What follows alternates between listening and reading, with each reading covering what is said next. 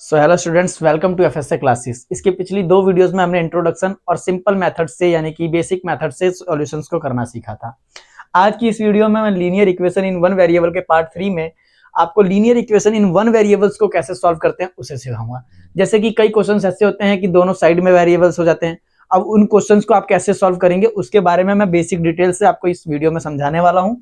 Video के and तक बने रहिएगा बिना स्किप किए, क्योंकि आप अगर स्किप करते हैं तो स्किप करने की वजह से आपके जो भी यहाँ पर पॉइंट्स होते हैं वो छूटते हैं और फिर आप एग्जाम्स में आप बैठकर सोचने लग जाते हैं कि भाई यहाँ पर क्या होगा, कैसे होगा और यहाँ का सॉल्यूशन कैसे निकलेगा। तो बिना स्किप किए वीडियो के लास्ट तक बने रहिएगा और स्टार्ट करते हैं हम आज के इस सेशन को। आज जो हमें पढ़ाना है इक्वेशन विद वन वेरिएबल यानी कि ऑन साइड, यानी कि दोनों साइड में लेफ्ट हैंड साइड और राइट हैंड साइड उसमें जब वेरिएबल्स आते हैं तो उसको सॉल्यूशंस कैसे करते हैं। तो पहले तो मैंने कुछ डेफिनेशन लिखी है, एक बार उसके ऊपर ध्यान देते हैं।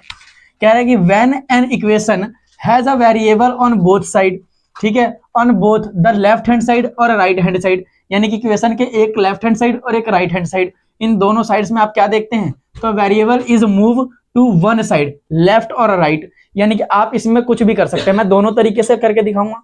आप चाहे तो इधर वाले वेरिएबल्स उधर ले जाए या चाहे उधर वाले वेरिएबल्स इधर ले, यानी कि लेफ्ट वाले राइट या राइट वाले लेफ्ट ला सकते। एक बार हिंदी में देखिएगा क्या कह रहा है। जब किसी समीकरण में चर लेफ्ट हैंड साइड और राइट हैंड साइड दोनों में हो तो चर को एक साइड दायां या बायां में ले जाया जाता है। यानी कि आप लोगों को डेफिनेशन अच्छे से समझ में आई होगी। तो इसके स्टेप्स होते हैं, क्या प्रक्रियाएं होती हैं, किस किस स्टेप्स के द्वारा आप सॉल्व कर सकते हो। सबसे पहले हमारा जो काम करने का क्या होता है, ध्यान से समझना इस बात को कि सबसे पहले हमें सॉल्यूशन के लिए क्या करना होता है। सबसे पहली बात ये होती है कि वेरिएबल्स होते हैं। क्या होती है बच्चों?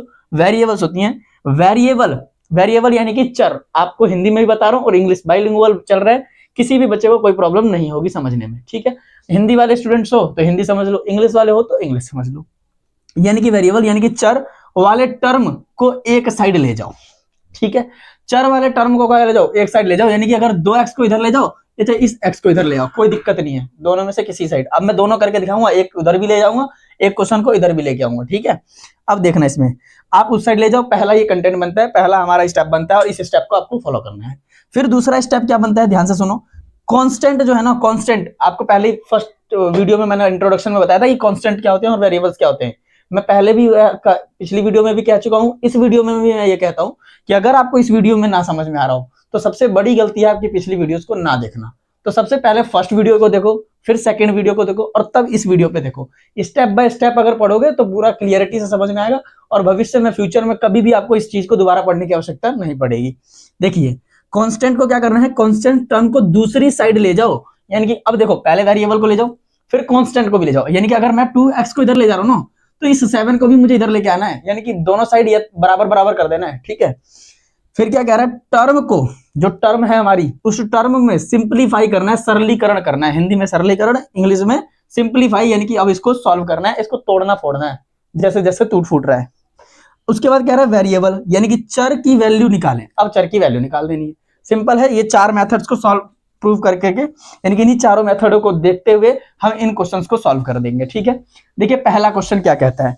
पहला क्वेश्चन कह रहा है 2x प्लस में 3 इज इक्वल टू में x प्लस में 7। ये एक एग्जांपल का क्वेश्चन है। इसके बाद मैं प्रैक्टिस क्वेश्चंस भी करवाऊंगा 3, ठीक है। 3 में से 2 करवाऊंगा, एक आपको कमेंट में आंसर देना है, ठीक है।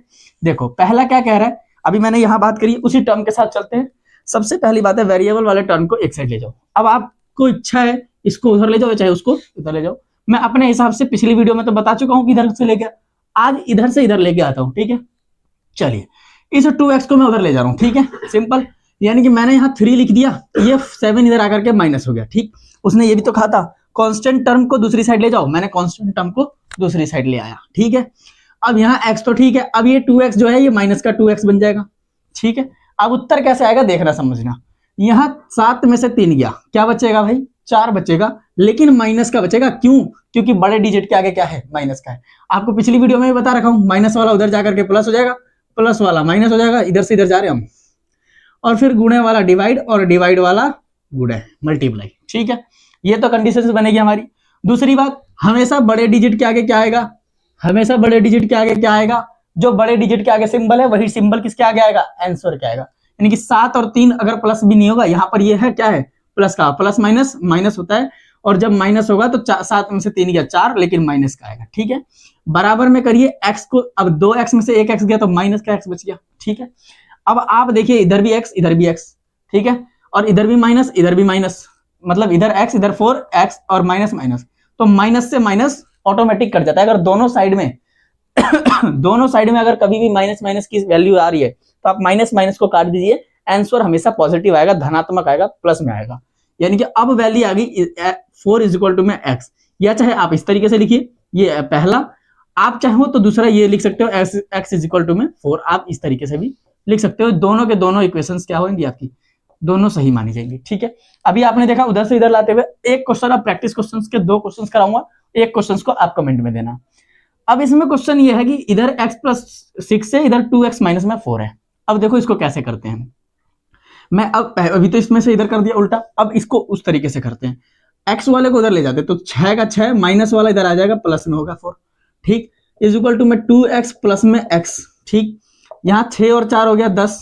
ठीक है, यहाँ 2x है और ये x है, अब ये क्या हो जाएंगे, ये x माइनस में आएगा ना, माइनस में आएगा, तो इधर क्या आएगा, 2x में से x गया तो x बच गया, और यहाँ पर आ गया 10, यानी कि x की वैल्यू क्या आ गई, 10 आ गई। x की वैल्यू क्या आ गई, 10 आ गई। सिंपल सी आंसर है। आपको सिंप्लीफाई कहने का मतलब ये है सिंप्लीफाई करना। ठीक है, आपने पहला देखा वेरिएबल कर दिया, आपने कांस्टेंट कर दिया उधर, फिर टर्म्स को भी सिंप्लीफाई कर दिया, ये टर्म्स कर दी हमने, और फिर वेरिएबल का आंसर निकाल दिया। ये वेरिएबल का आंसर है x की वैल्यू 10। ठीक है, आपको पता होगा वेरिएबल हमें अल्फाबेट्स को कहते हैं, a b c d कुछ भी आते हैं क्वेश्चंस में, उसे हम वेरिएबल्स कहते हैं। ठीक है, 4x माइनस में 1 3x प्लस में 5 7x प्लस में 2 7 3x प्लस में 18, ये 2 क्वेश्चंस बचे हुए हैं, इनमें से एक मैं करा देता हूं, दूसरे को आप कमेंट में देना।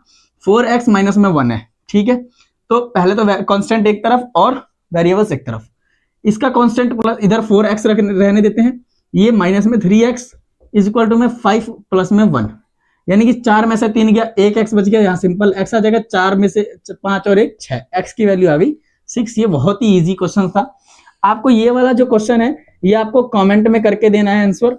ठीक है, और अगर वीडियो पसंद आए तो लाइक शेयर एंड कमेंट करना ना भूलें, और मिलते हैं अपनी नेक्स्ट वीडियो में नेक्स्ट पार्ट के साथ।